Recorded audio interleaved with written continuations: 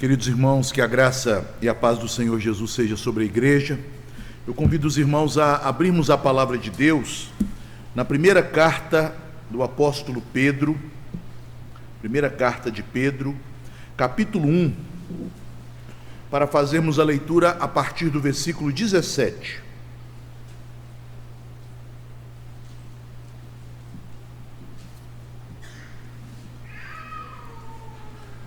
Primeira Pedro 1, 17 a 21, texto que nos fala do precioso sangue do nosso Senhor Jesus Cristo. Diz assim a palavra do Senhor Deus: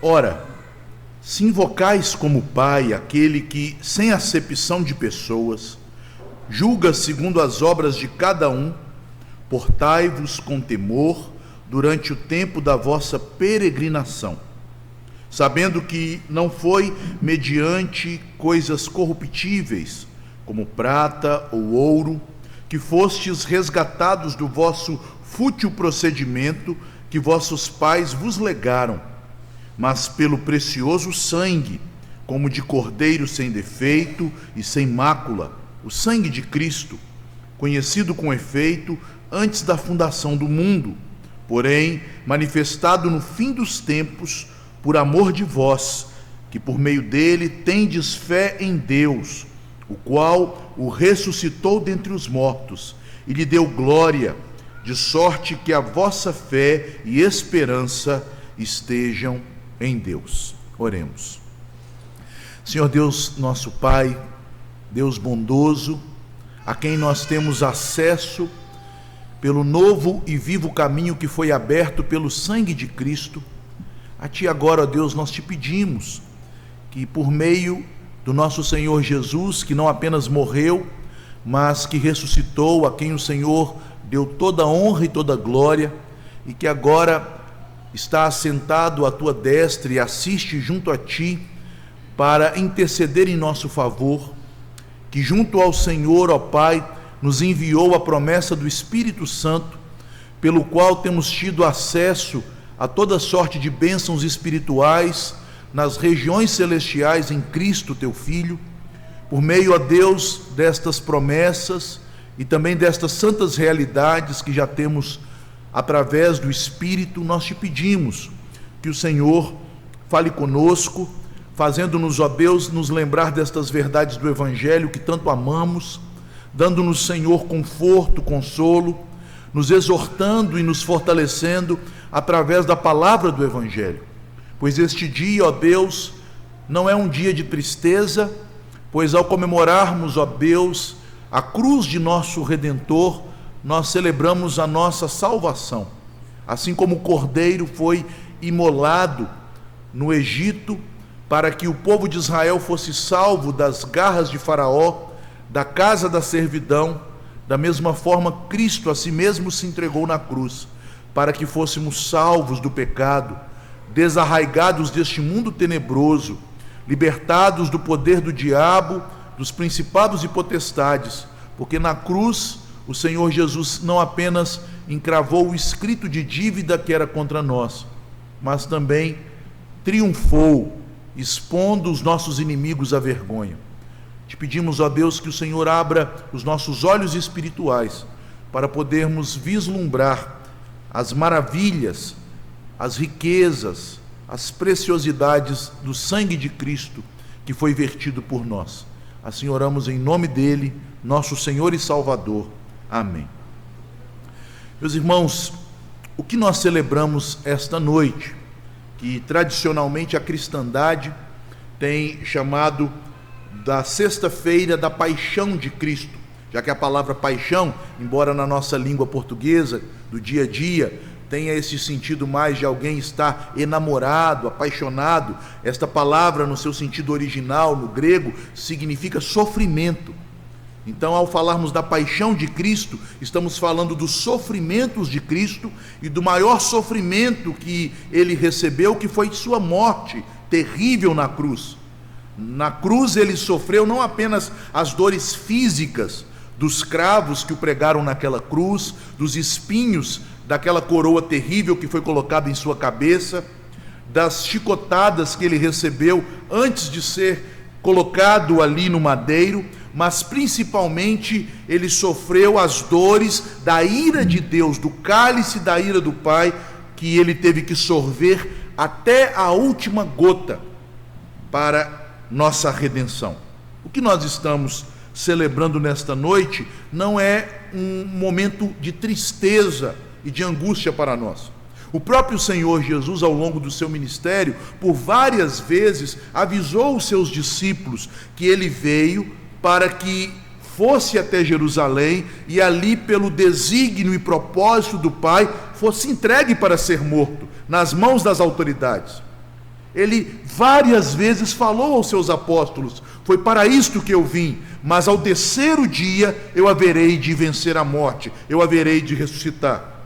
Portanto, meus irmãos, ao falarmos da cruz, ao falarmos do sangue de Cristo que ali foi derramado, ao falarmos dos sofrimentos do nosso Senhor, ao tratarmos acerca da ira de Deus, que foi como um cálice terrível de vingança derramado sobre o nosso Salvador, nós estamos, meus irmãos, celebrando uma grande vitória. Aquela sexta-feira da Páscoa, quando nosso Senhor Jesus voluntariamente se deu por todos nós, foi o dia da nossa vitória.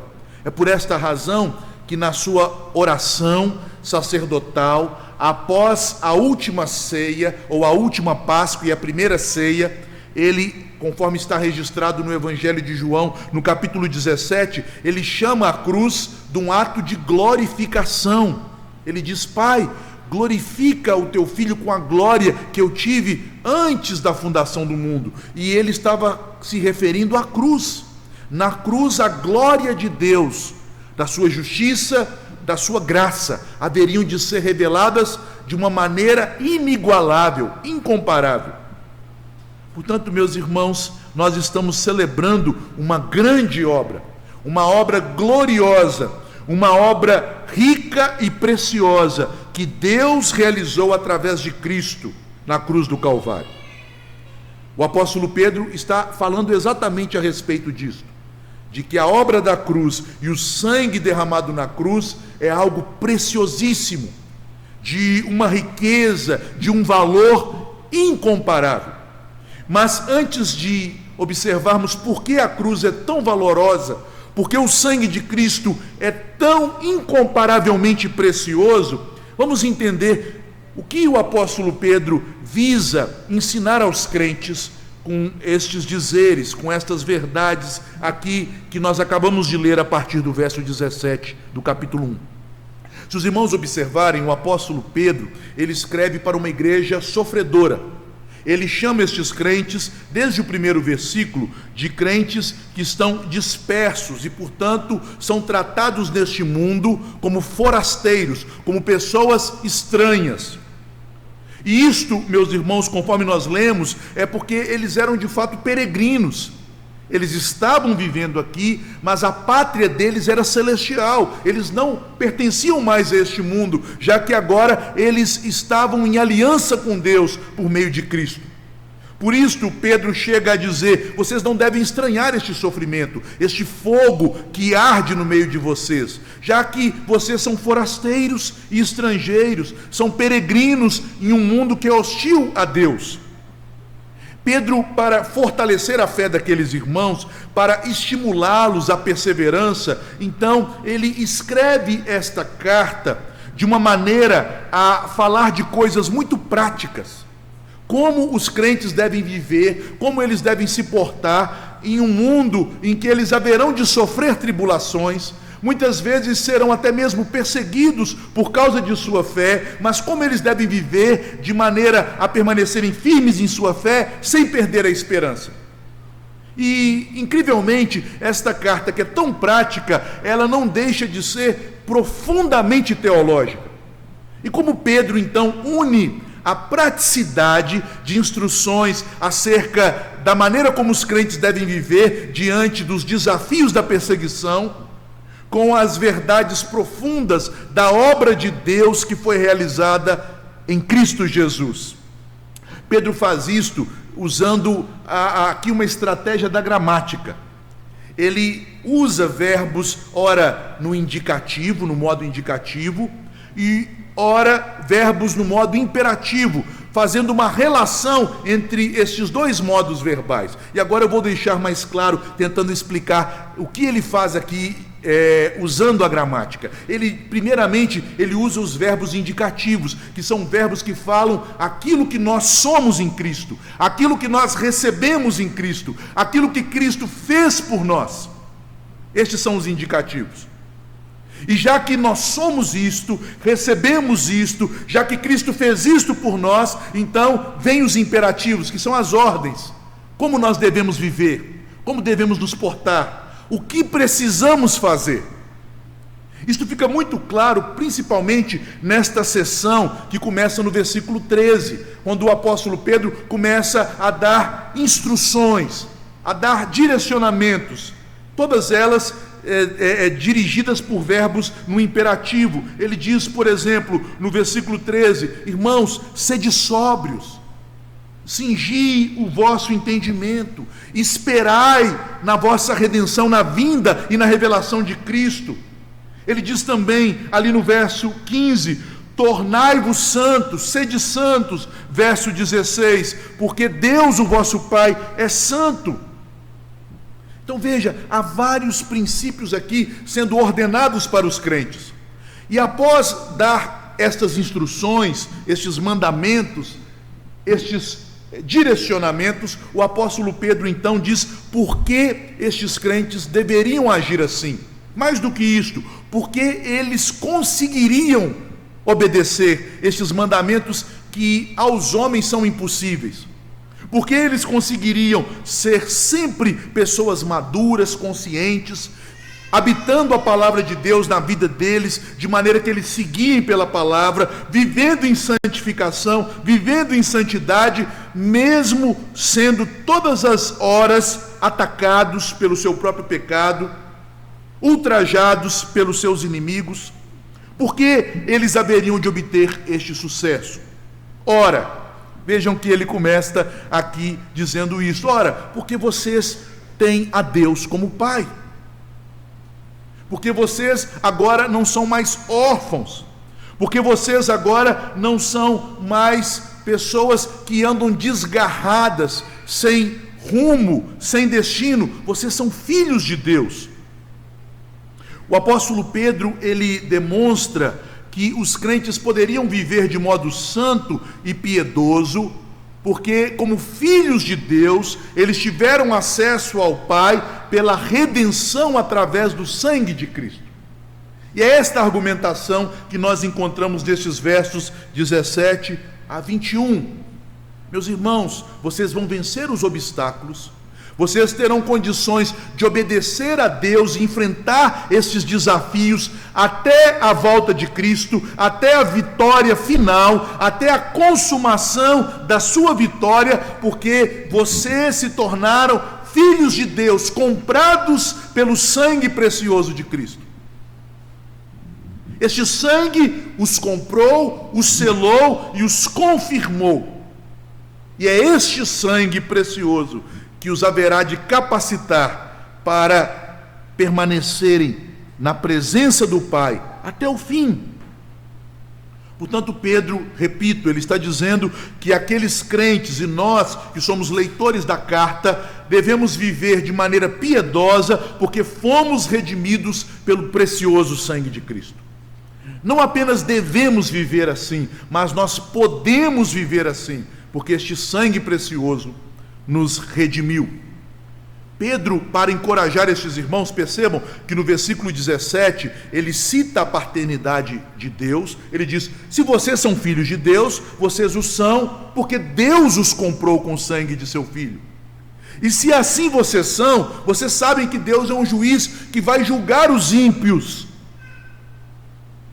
E é por esta razão, sabendo que Ele é um juiz daqueles que não têm a Deus como seu Pai, que vocês devem viver com piedade. A palavra aqui, traduzida por temor, tem esse sentido de piedade. O que seria piedade? É viver sempre na presença de Deus. É viver viver de uma maneira em que saibamos, estejamos conscientes que nós temos comunhão com Deus, pertencemos a Ele, temos acesso a Ele, estamos juntos a Ele, e Ele está conosco. E eles só poderiam, meus irmãos, viverem assim, como filhos de Deus, em piedade, por causa do sangue de Cristo.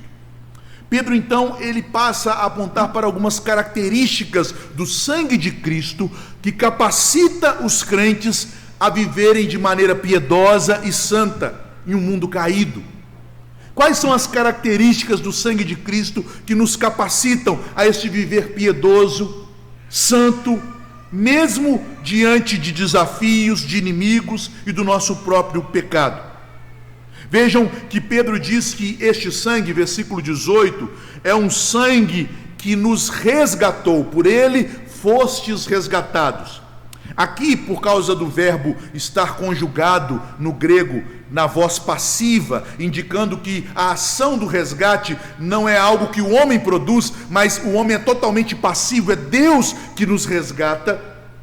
É por isso que nós temos aqui o verbo auxiliar, fostes resgatados, mas no grego é um verbo só, um verbo que indica uma ação passada e completa, na qual o homem é totalmente passivo. É Deus que nos resgata, e ao nos resgatar, Ele toma-nos totalmente para si. Mas resgatar aqui tem este sentido, meus irmãos, de comprar, de uma transação comercial. Deus pagou o preço pela nossa vida, Deus nos comprou, Deus nos tornou sua propriedade, e é por isso que Ele é nosso Pai.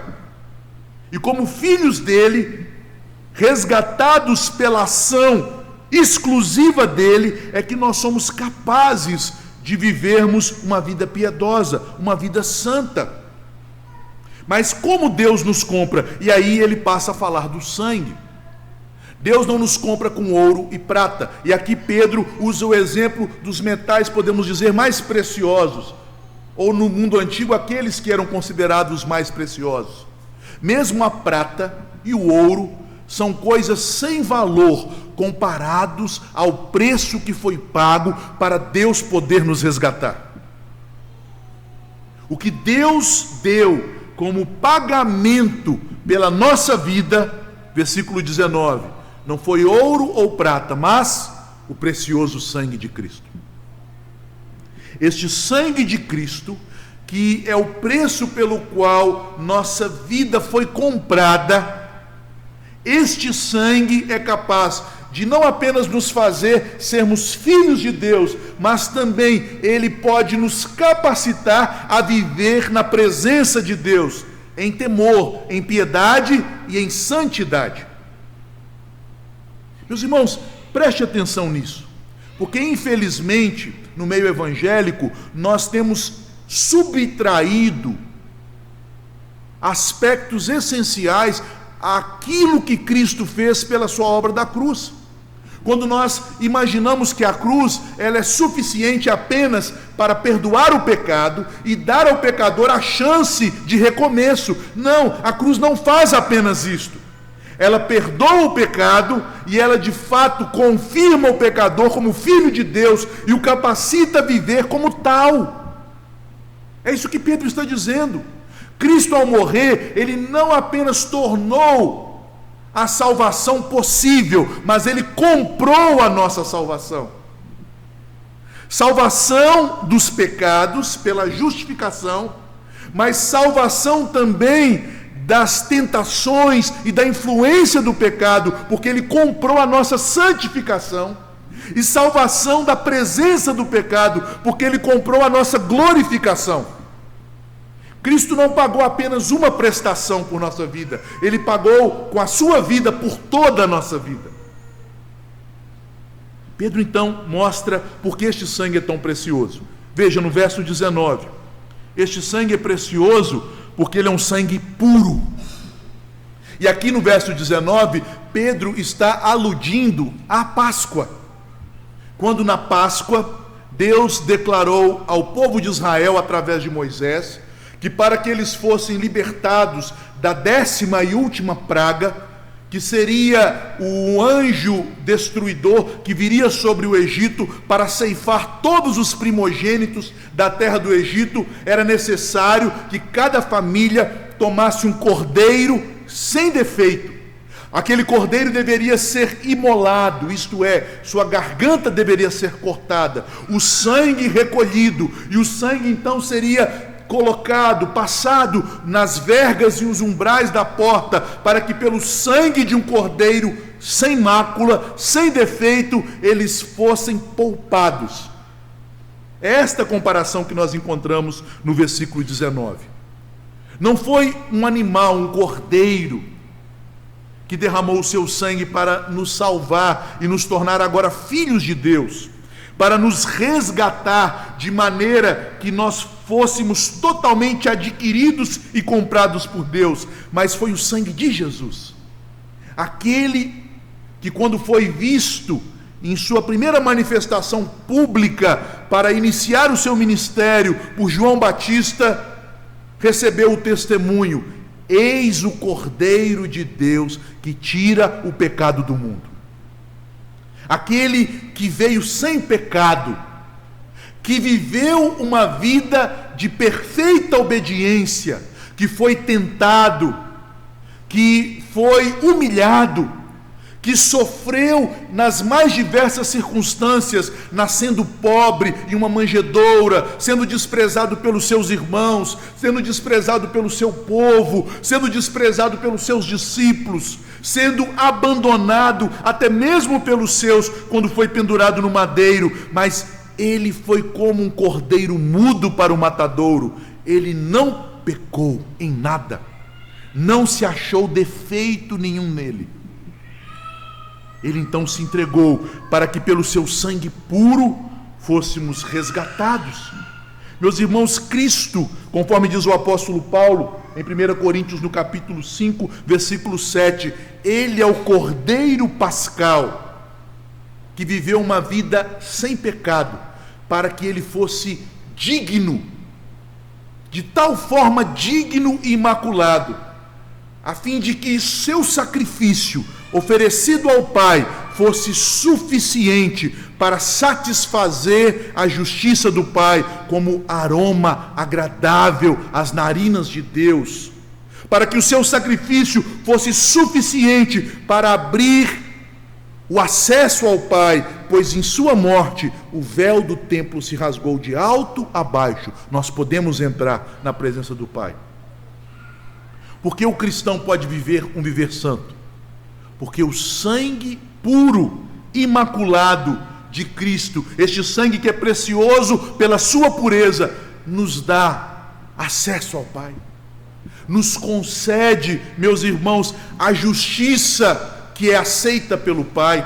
Este é o sangue da propiciação, não aquele sangue que o sumo sacerdote derramava uma vez por ano no propiciatório, para que o povo fosse purificado no dia da purificação, no dia da expiação. Não, o sangue da propiciação é o sangue de Jesus. Em segundo lugar, versículo 20, o sangue de Cristo é precioso porque ele é puro, e é por isso que nós podemos viver piedosamente. Este sangue puro nos redimiu para um viver piedoso e santo. Mas o sangue de Cristo também é um sangue antigo, um sangue antigo. É Miqueias, no capítulo 5, versículo 2, quando profetiza a respeito da vinda do Messias, dirigindo-se à cidade do seu nascimento, ele diz: e tu, Belém Efrata, pequena demais para figurar entre as principais cidades de Judá, de ti me virá aquele que é desde os tempos antigos, desde os dias da eternidade, um sangue conhecido na eternidade. Veja o versículo 20. Este sangue, o sangue de Cristo, com efeito, foi conhecido antes da fundação do mundo. O sangue de Cristo, meus irmãos, revela que Deus tem um plano eterno para nos redimir, que o amor de Deus não começou na cruz, que o amor de Deus começou antes da fundação do mundo.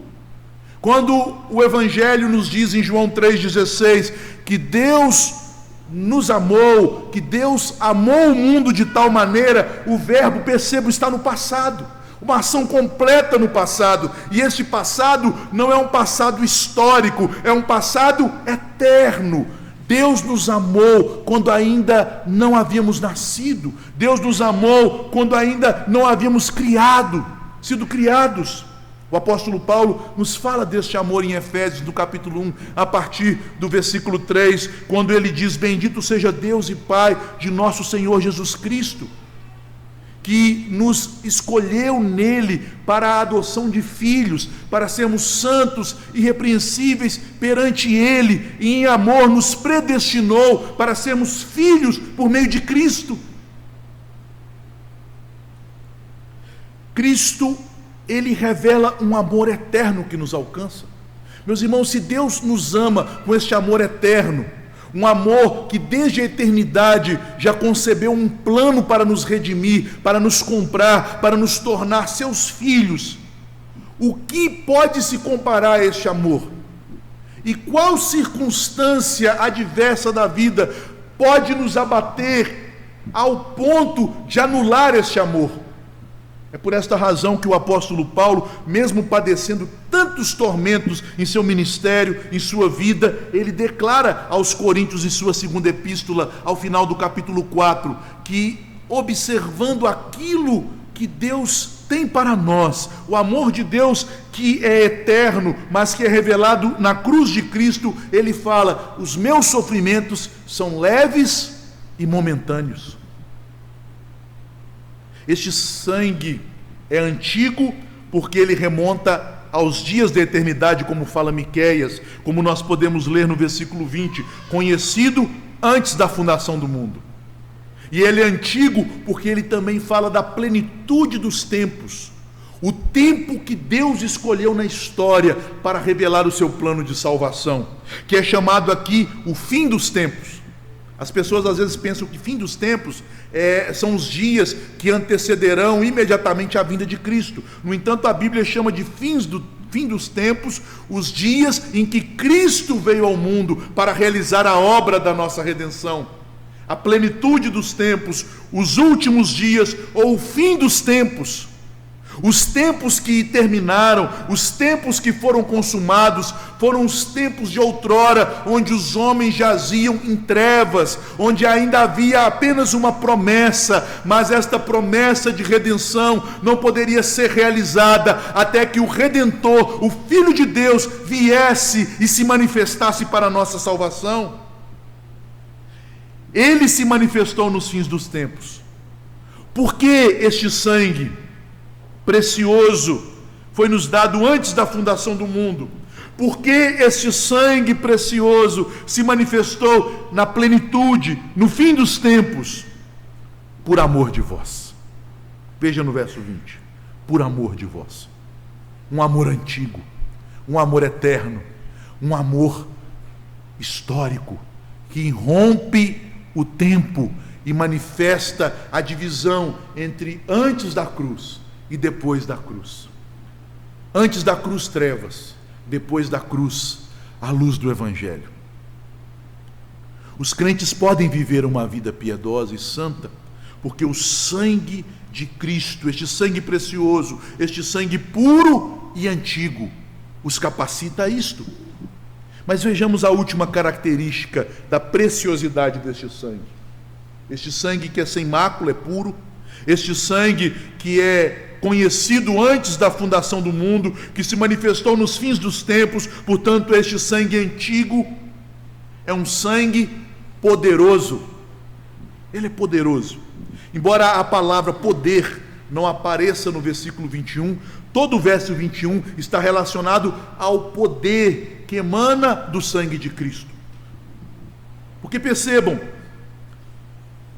este sangue que se revela puro na obra da cruz, este sangue que revela o amor antigo de Deus por nós, desde o seu plano eterno até a manifestação deste plano na história da redenção, este sangue agora se nos é dado, se nos apresenta, é-nos confirmado e concedido pela fé em Deus.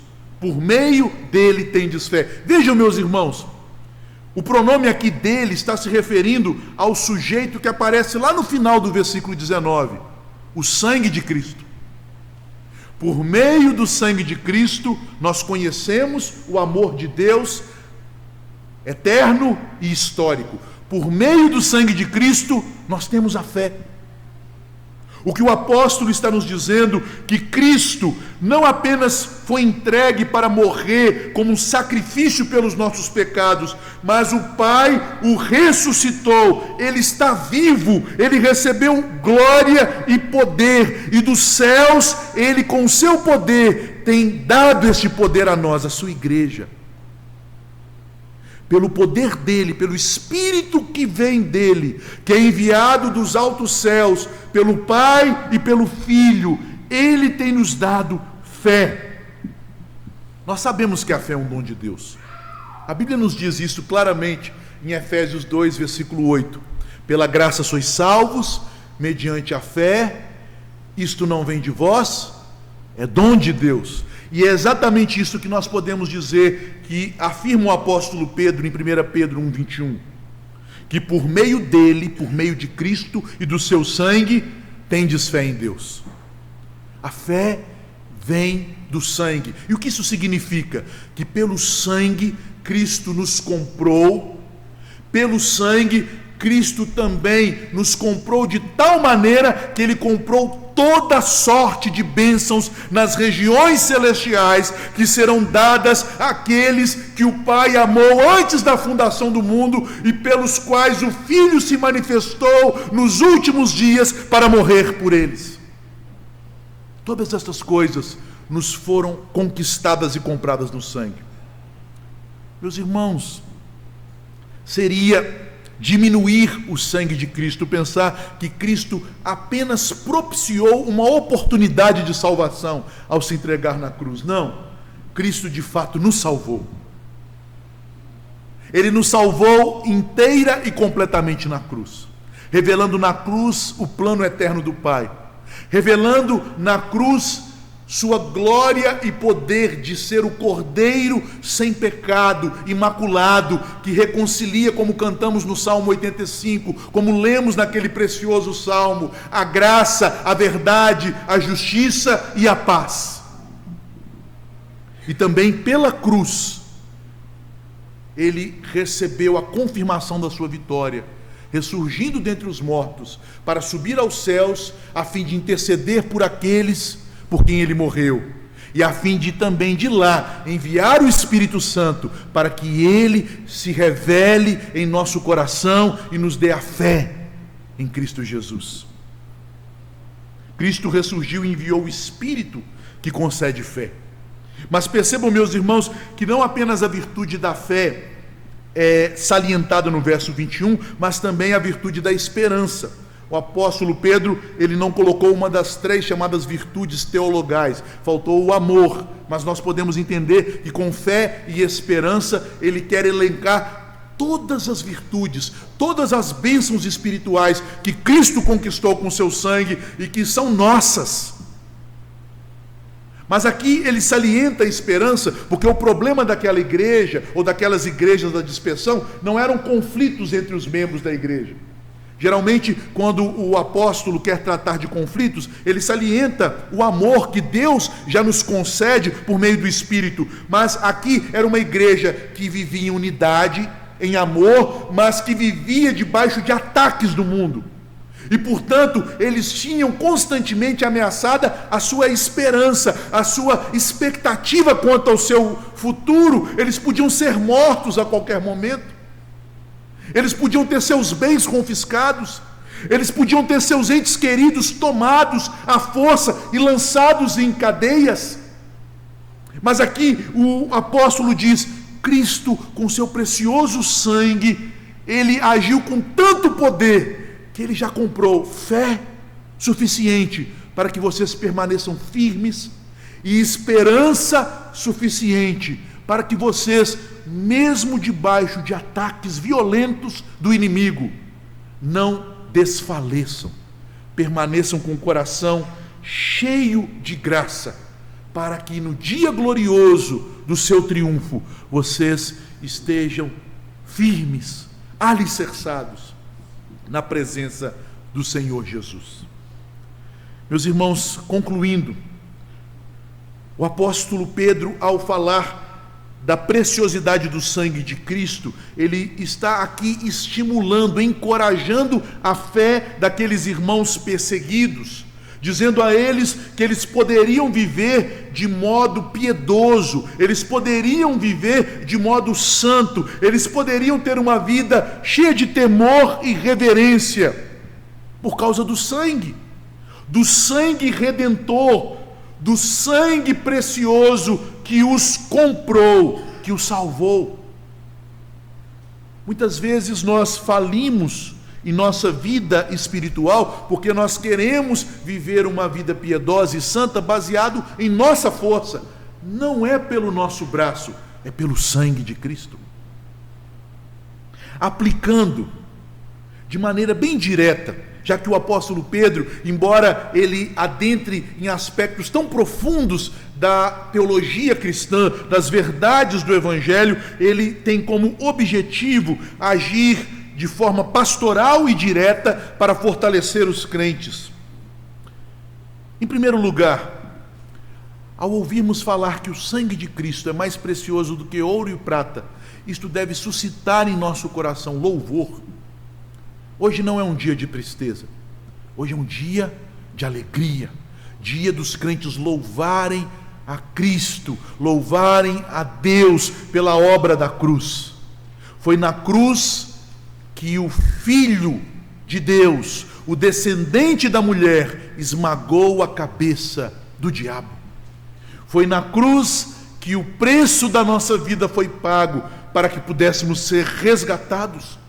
Foi na cruz que o bendito sangue sem mácula foi derramado para que ele, se fazendo maldição por nós, pudesse fazer de cada um de nós bênção, filhos benditos do Pai. Louve a Deus pelo precioso sangue. Em segundo lugar, veja que este sangue é precioso. Ele é mais precioso do que ouro e prata. Mas por que, meus irmãos, muitas vezes nós valorizamos mais os bens deste mundo do que o sangue de Cristo? Não há bem, não há relacionamento, não há nada neste mundo, nem seu cônjuge, nem seus pais, nem sua família, que seja mais precioso do que o sangue de Cristo. Com isso eu não estou dizendo que não devamos nos apegar as pessoas que nos envolvem. A Bíblia nos manda amar o nosso próximo, mas eu estou dizendo que nada merece e é digno de maior amor do que aquele que deu o seu sangue, que entregou a sua vida por nós. Meus irmãos, a igreja de nossos dias tem sofrido porque nós temos nos deixado levar pelo engano das coisas boas deste mundo, colocando-as acima do Evangelho. Mas lembre-se, mais precioso do que ouro e prata é o sangue de Jesus. É Ele que te resgata. Para este mundo nada trouxemos, dele nada levaremos, mas pelo sangue de Cristo nós entraremos nos portões da eternidade. É pelo sangue. Em terceiro lugar, veja o grande amor que é proclamado por este sangue. Não apenas o amor do Filho de Deus que se entregou na cruz, mas o amor do Pai, que entregou o Filho amado, o Filho do seu coração, o Filho que estava no seio do Pai, Ele o entregou por nós. Amor eterno e amor histórico. Muitas vezes, meus irmãos, o diabo nos tenta, fazendo-nos pensar que o Pai, por causa de nossas fraquezas, de nossos pecados, de nossos tropeços, Ele nos olha com um olhar de ira, com um olhar de indignação, com um olhar de insatisfação. Mas, meus irmãos, esta visão que muitos crentes até têm do Pai, ela não é bíblica, ela é maligna, porque o Pai nos olha com tanto amor, com amor eterno, imutável e insondável, que Ele não poupou o Filho do seu amor por amor de nós. E Jesus retrata na parábola do filho pródigo muito bem o tipo de pai que Deus é. É aquele pai que, para receber o filho extraviado, o filho ingrato, o filho fujão, o filho que dissipou os seus bens com futilidades, ele não o recebe com impropérios, lançando na sua cara o seu pecado, mas ele o recebe correndo em sua direção, com os braços abertos. O sangue revela o amor do Pai, não apenas o amor do Filho, o amor do Pai que entregou o Filho por nós. E por fim, o sangue nos convida a experimentar o poder da obra de Cristo na cruz. O poder, meus amados irmãos, da obra da cruz não é apenas o poder de perdoar os seus pecados, é o poder de te santificar dos pecados, é o poder de te livrar dos pecados e te levar para o céu. É pelo sangue que nós cremos, é pelo sangue que nós temos uma viva esperança.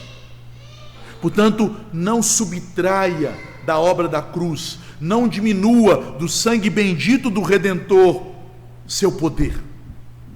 Há no sangue de Cristo poder para perdoar o pior pecador, poder para santificar o mais terrível pecador, poder para glorificar o mais vil dos pecadores. Que Deus nos abençoe e que Ele nos leve a louvá-lo pelo sangue precioso que foi derramado por nós.